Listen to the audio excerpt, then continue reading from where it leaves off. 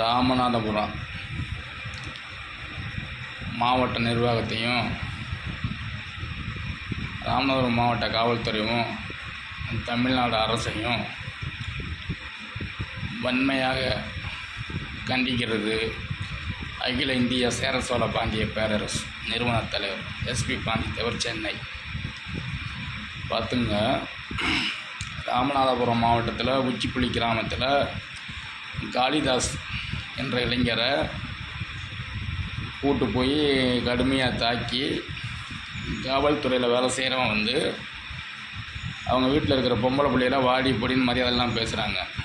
தமிழ்நாடு முதலமைச்சர் கவனத்திற்கு இது கொண்டு போய் சேர்க்குமாறு பொதுமக்களுக்கும் தாய்மார்களுக்கும் என்னோட பணிவான வேண்டுகோள். இது என்னவென்றால், அந்த பொம்பளை பிள்ளைகளை வந்து ரொம்ப தரக்குறைவாக பேசுகிறாங்க. இந்த பேசுகிற காவல்துறை வந்து நிரந்தரமாக பணி நீக்கம் செய்யணும். காவல்துறை வந்து சட்டத்தை மதிக்கணும். வாடி போடின்னு பேசிக்கிட்டு இருந்தால் அப்புறம் வந்து என்னென்னு பார்த்துங்க, தமிழ்நாடு முதல்வர் வந்து பார்த்துங்க.